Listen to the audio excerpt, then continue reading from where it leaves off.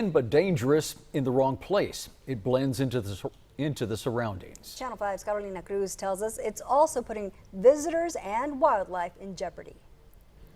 We spent about an hour at Town Lake at Fireman's Park in McAllen, and we didn't see the issue at first. Then we found it. Wads of fishing line tangled in the grass.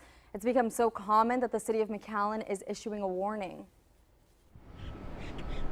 It's an oasis hidden right in the middle of town. Close to home, and my kid loves it. Urbano Cañas and his son visit Town Lake every few weeks. I grew up fishing, but I grew up fishing in the canals. The man-made lake is a safer option for him. Still, he's careful around here. The lake isn't the only thing hiding in plain sight. A trap is lurking along the trail and in the water. I was actually walking and I tangled my leg in it. I didn't even see it. People come and they're careless. They'll just throw their stuff on the ground. It's convenient to toss the line in your pocket, but this is a place where it can fall out and blow away unknowingly. Over time, it's not only debris that's getting caught up.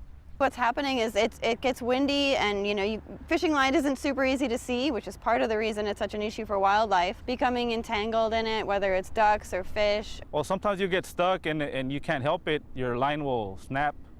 You really can't help it. It'll stay in the water. Cast your line, catch a fish, throw it back. Everything that you catch needs to go back into the water. The lake is catch and release. Officials say they can't afford to constantly restock it. Another reason you may want to think twice before taking off with the fish, the water comes from the canal. Ocañas wants park visitors to follow the warnings so everyone can have carefree fun. I wanted to show you, this is how much line we found after walking about half the park, and it may not seem like much, but it can really become a hazard. The McAllen Recreation Supervisor tells me crews can't keep up with the amount of line lying around every day. She's urging folks to keep track of it when they go to the park so they can keep park goers and wildlife out of harm's way.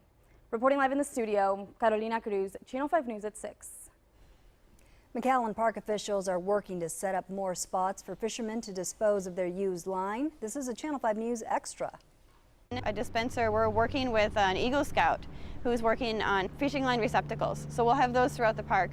In addition to our trash cans, we'll have fishing line specific little places where people can input their fishing line.